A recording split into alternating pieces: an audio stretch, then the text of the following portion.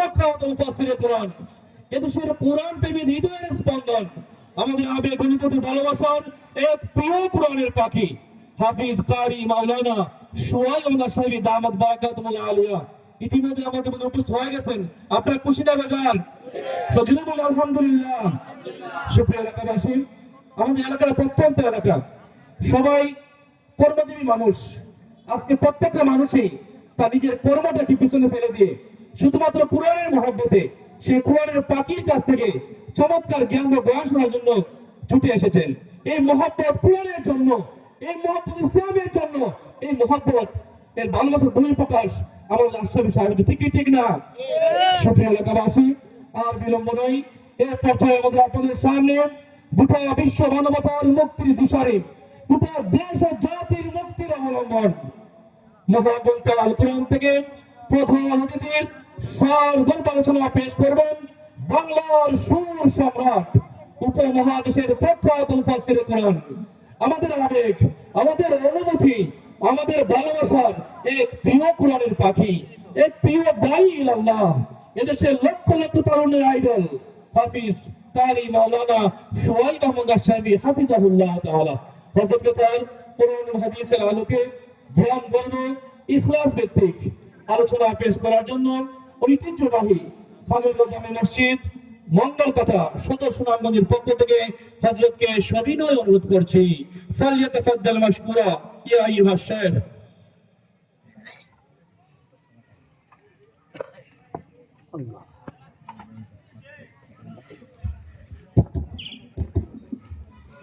السلام عليكم ورحمة الله وبركاته. وعليكم السلام. الحمد لله الأكرم الذي خلق الإنسان وكرم وعلمه من البيان ما لم يعلم، فسبحان الذي لا يحصى امتنانه باللسان ولا بالقلم، ونشهد أن لا إله إلا الله وحده لا شريك له، وأشهد أن سيدنا وسندنا وحبيبنا ومولانا محمدا عبد الله ورسوله،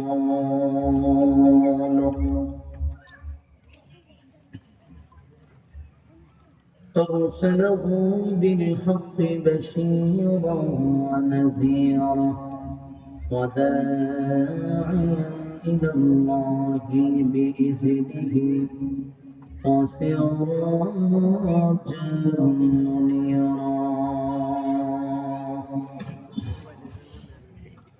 أما بعد، فأعوذ بالله من الشيطان الرجيم.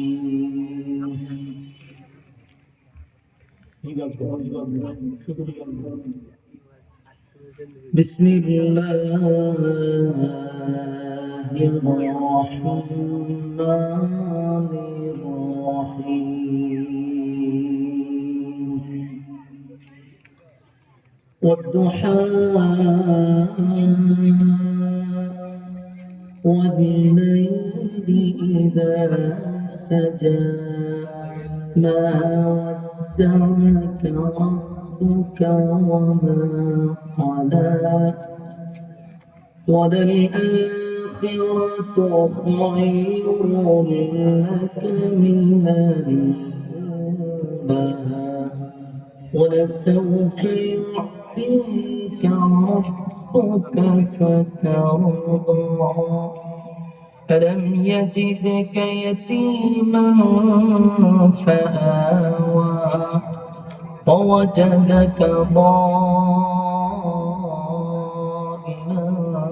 فهدى ووجدك عائلا فأغنى فأما اليتيم فلا تقهر وأما السائل فلا تنهر ঐতিহ্যবাহী খাগেরগাঁও জামিল মসজিদের উদ্যোগে আয়োজিত ওয়াজুদুর মাহফিলের সম্মানিত যিনি সভাপতি হাফেজ কারি আমিনুল ইসলাম সাহেব, জনাব আব্দুল সত্তার ভুইয়া সাহেব, জনাব আব্দুল কাদের সাহেব, জনাব আব্দুল আউয়াল সাহেব, ওয়াজ করেছেন হযরত মাওলানা কাউসার আহমদ হাসানী সাহেব, হযরত মাওলানা মুফতি শেখ মোহাম্মদ ইমরান হুসাইন সাহেব,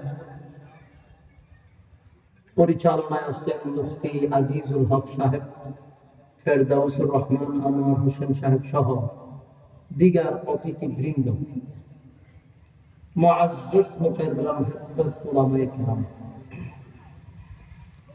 উপস্থিত আমার তরুণ যুবক ভাইরা, মাইকের আওয়াজ যতটুকু দূরে যায় অবস্থানরত পর্দানিশী মা ও বোনেরা, সকলকে আমার অন্তরস্থল থেকে জ্ঞাপন করছি মুবারক, শুকরিয়া আদায় করছি যিনি আমাদেরকে সুস্থ অবস্থায় দিনই একটা মজলিসে আসার এবং বসার তৌফিক রব্বে কারীম আমাদেরকে দিয়েছেন, এজন্য শুকরিয়া আদায় করছি আলহামদুলিল্লাহ। লক্ষ কোটি দুরূদ এবং সালাম আল্লাহর সৃষ্টির প্রধান আকর্ষণ জনাবে মুহাম্মদুর রাসূলুল্লাহ সাল্লাল্লাহু আলাইহি ওয়াসাল্লামের উপর। সম্মানিত উপস্থিতি, আসরের আগ মুহূর্ত যতটুকু আলোচনা চলে, সময় খুব একটা বেশি তেমনও না, তাই আমি ভূমিকা বাদ দিয়ে সরাসরি শুদ্ধিত আমরা আলোচনায় ঢুকে যাই, তাহলে আমরা এখানে বসতে পেরে আসতে পেরে আমরা উপকৃত হবো ইনশাআল্লাহ। ভাই বাহিরে যেন শীষ না দেয়, শীষ বন্ধ করে। আমরা এখানে যতক্ষণ বসবো নাযালাত আলাইহিমুস সাকিনা, উপর থেকে সাকিনা এবং রহমত নাজিল হবে। দেখেন তো সুবহানাল্লাহ আসেনি এখানে, মানে রহমত নাজিল হবে আপনাদের উপরে, এটা তো সুবহানাল্লাহ বলতে রাজি না আপনারা? তা আপনার উপরে রহমত কেমন নাজিল হবে? সুবহানাল্লাহ। ভলান্টিয়ার যারা আছেন পোলাপান গুলা কথা বলতেছে, চিল্লাচিল্লি করতেছে, এদেরকে আউট করে দেয়, ওই ফ্যান্ডেলে বাইরে নিয়ে যান, মেহেরবানি করে।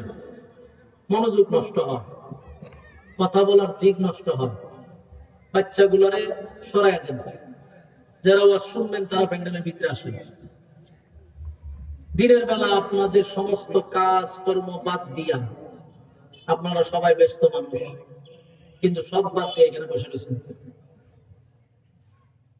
ওয়াজ যেন শ্রবণ করতে পারেন, আমি যেন বলতে পারি। মেহেরবানি করে আমার সুযোগটা দেন। যে বাচ্চারা দূর দেয় ঢুকতেছে, খেলাধুলা করতেছে প্যান্ডেলের ভিতরে, আপনার দায়িত্বশীল একটু ইয়ে করেন, এক জায়গায় দুইটা ছেলেকে বসতে দিবেন না, ভিতরে দৌড়াদৌড়ি করতেছে, খেলতেছে, কেমন মেহেরবানি করে একটু মনোযোগ দেন। আপনাদের মূল্যবান সময় আমিও নষ্ট করতে চাই না। আমি আপনাদের সামনে একটা কমপ্লিট সূরা তেলাওয়াত করছি। সূরাটির নাম হলো সূরা দোহা। এই সূরাটি আল্লাহ রাব্বুল আলামিন মক্কাতুল মুকাররমায় নাযিল করছে হিজরতের আগে। নাযিল করার মূল কারণটা কি, কেন নাযিল করলেন, কোন কারণে সূরাটি নাযিল হলো, এই বিষয়টা আমরা জানলে আলোচনা বুঝতে সুবিধা হবে। এই সূরাটা মূলত নাযিল হয়েছে রাসূলকে খুশি করার জন্য। এই সূরাটা নাযিল হয়েছে রাসূলকে আনন্দ দেওয়ার জন্য, আল্লাহ সান্ত্বনা দেওয়ার জন্য এই সূরা শুরুতে দুইটা কসম আছে। সূরার শুরুতে দুইটা কসম। কসম কে আল্লাহ নবীরে আনন্দ দিছে, কসম পড়ে পড়ে নবীরে সান্ত্বনা দিছে। এই সূরাটা মূলত রাসূলকে খুশি করার জন্যই নাযিল হয়েছে। তো কেন খুশি করলেন, কেনই বা সান্ত্বনা দিলেন, কি ঘটেছিল, আর কেনই বা এই সূরাটি নাযিল হলো? মাঝে মধ্যে ওহী প্রথম দিক দিয়ে আল্লাহ বন্ধ করে দিত, মাঝখানে একটু গ্যাপ রাখত। তারও কিছু কারণ ছিল। কারণটা হলো ওহীটা অত্যন্ত ওজন, এটা লোড বেশি। তো রাসূলের উপরে ওহী নাযিল হইলে পরে রাসূল অসুস্থ হয়ে যেত, রাসূলের শরীরে কম্পন সৃষ্টি হইত। তখন আল্লাহ মাঝে মধ্যে নবীরে একটু রেস্ট দেওয়ার জন্য ওহী বন্ধ করত। তো একবার ওহী বন্ধ হয়ে গেছে, বন্ধ হয়েছে, রাসূল ছিল অসুস্থ, কিছুদিন বিরতি। তো প্রতিদিন রাত্রে তাহাজ্জুদ নামাজ পড়ার জন্য রাসূল উঠত, ওঠার পরে উনি কোরআন তেলাওয়াত করত।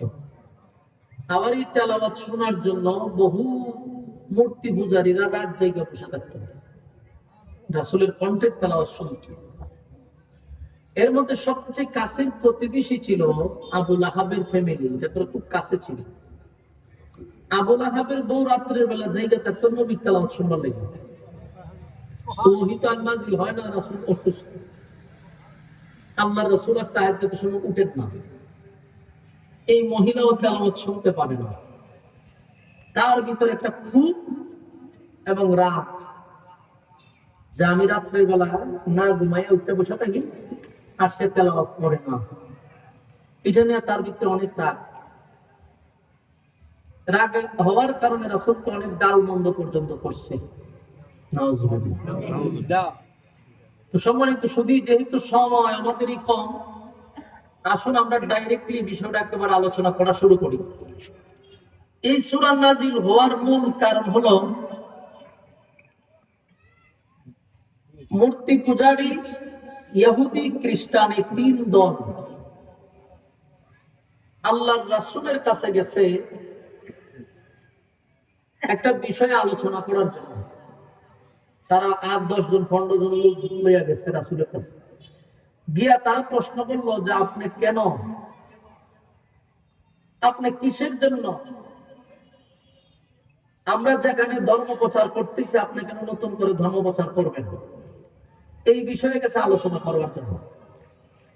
কিন্তু তারা যতবারই রাসূলের সঙ্গে বসে বৈঠকে, ততবারই কথার মাধ্যমে তারা লাঞ্ছিত হয়, মানে কথা বইলা রাসূলের সাথে কোনোভাবেই কুলায় উঠতে পারে না, তারা হেরে যায়। তো তারা একবার বলতে লাগলো যে আমরা যে বারবার মুহাম্মদের কাছে যাই, তার সাথে কথা বলে তো আমরা পারি না, আমরা হেরে যাই। রাসূলের কাছে গিয়ে যে তারা হাইরা যায়, এটা তার আর খুব লজ্জা, তারা খুব লজ্জা পেয়েছে। আউটপুট একটু কমান, মাস্টার কমান, বুঝেননি, টন টন করে। তারা এক পর্যায়ে লজ্জিত। তো আবার তারা তো একটা মিটিং এ বসছে যে কি করা যায়, আমরা যতবার যাই তার সাথে তো কথা বলে পারি না। তো একজন উঠে বলতেছে কিভাবে পারবা, উনি যে কথা বলে ওনার কাছে এটা আসমানি এলেম আসে, এই আসমানি এলেম দিয়া আমাদের সাথে কথা বলে।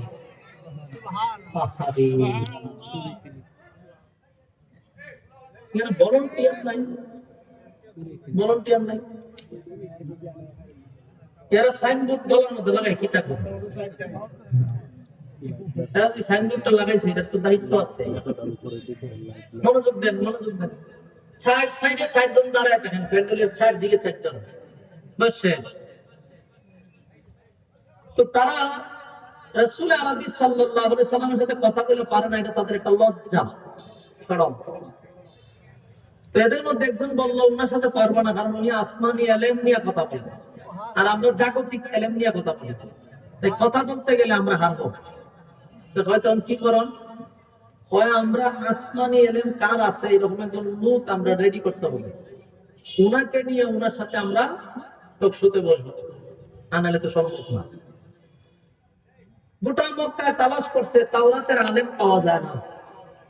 আবার মদিনাতে তাওরাতের আলেমের অভাব নেই। তারা 450 কিলোমিটার দৌড়াইয়া মদিনায় গেছে, ওখান থেকে হায়ার করে তাওরাতের আলেম আনবে, আসমানি আলেম হওয়া। তো ওখানকার যত পণ্ডিত আছে এদের কাছে যাওয়ার পরে পণ্ডিতরা বললো কি সমস্যা? আমরা আসছি দূর, বহু দূর থেকে আপনার কাছে। আমাদের মক্কাতে আমাদের বাতিজাকে নিয়ে আমরা আসি, মহা সমস্যা। উনি এমন এমন কথা বলে যা আমরা আগে কখনো শুনি নাই, আর তার সাথে কথা বলেও আমরা হেরে যাই, বারবার হেরে যাই, জিততে পারি না। এখন আপনারা আমাদের সঙ্গে চলুন, আপনারা তার সঙ্গে কথা বলবেন, সেজন্য এই ধর্ম প্রচার না করেন।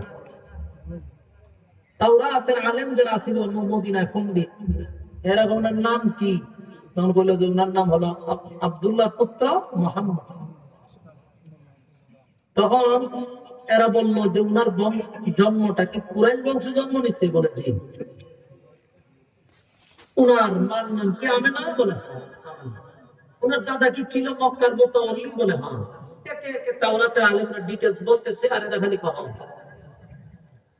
সবকিছু শোনার পরে তারা বললো যে আমরা যা বোঝার করছি, আমাদের আর মক্কার যাওয়ার দরকার নেই, আপনারা চলে যান। কথা আমরা যে আসলাম এত দূর থেকে, একটা বিষয় আপনার সামনে উপস্থাপন করলাম, এটার একটা সমাধান দিবেন না? আমরা তো যা বোঝার বুঝছি, এখন আপনার বোঝা লাগে, তাহলে একটা কাজ করেন, 3টা প্রশ্ন করবেন ওনারা। এই 3 প্রশ্নের জবাব যদি উনি দিতে পারে তো 100%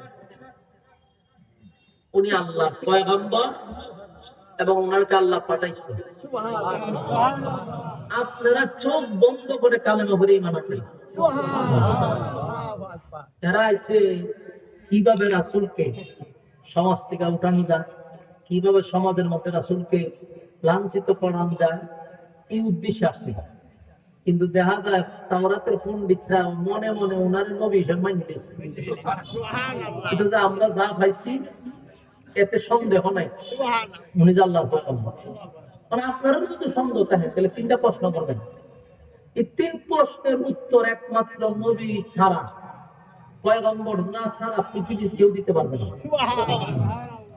3টা প্রশ্ন শিখাই দিচ্ছে।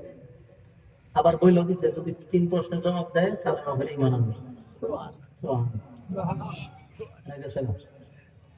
মক্কায় গেছে, গিয়া রাসূলের কাছে আবার বসছে, বৈশা কয় যে আমরা তো তোমার সঙ্গে একই সাথে থাকতে চাই, একই সাথে চলতে চাই, তবে আমাদের একটা শর্ত, তুমি 3টা প্রশ্নের জবাব যদি দিতে পারো তাহলে আমরা মক্কার অধিকাংশ মানুষ কালেমা পড়ে ঈমান আনবো।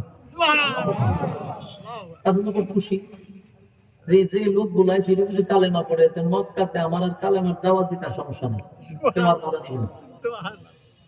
রাসূল বলল আপনারা 3 প্রশ্ন কি কি? বলে 1 নাম্বার প্রশ্ন হইল রূহ সম্পর্ক, রূহ এটা কি। 2 নাম্বার প্রশ্ন হইল পৃথিবীতে একজন বাদশা ছিল যিনি গোটা পৃথিবী রাজত্ব করছেন, কিভাবে করছেন, ওনার নাম কি, ডিটেইলস আমাদেরকে বলেন। 3 নাম্বার হলো 7 জন যুবক একটা গুহার ভিতরে ছিল, কতদিন বেঁচে ছিল, কিভাবে ছিল, তার ডিটেইলস বর্ণনা করেন। 3 প্রশ্ন। আল্লাহ রাসূল বলল ঠিক আছে, আমি আগামী কালকে আপনাদেরকে 3 প্রশ্নের জবাব বলে দিব, এখন যান। এরা 10-15 জন ছিল, চলে গেছে। রাসূলের ধারণা ছিল সকালে জিবরাইল আসে, বিকালে জিবরাইল আসে, সন্ধ্যায় জিবরাইল আসে, 3 প্রশ্ন বলবো, জবাব দিয়ে দিবে। কিন্তু এদিন সারাদিনও জিবরাইল আসে না, সকালেও না, বিকালেও না, সন্ধ্যায়ও না, আসে না। রাসূল তো বলছে চিন্তা ঘটনা কি, পরের দিন হাজির হয়েছে, সারাদিন অপেক্ষা করছে, জিবরাইল আসে না। পরের দিন ওই মক্কার আবার 15 জন আসছে, আমরা প্রশ্নের উত্তরটা দিয়ে দাও। আল্লাহর নবী বলেন আগামীকাল কাইসে নাস্তা হবে না। তারা বাধ্য হইয়া এদিনে চলে গেছে। এদিনও জিবরাইল সারাদিন আসে না, সারা রাত্রেও আসে না। রাসূল মহা চিন্তা করছেন ঘটনাটা কি। হায় হায়, এখন 3 প্রশ্নের জবাব তার রাসূল নিজের থেকে দিতে পারেন। বলুন রাসূল কি নিজে নিজে সব দিত?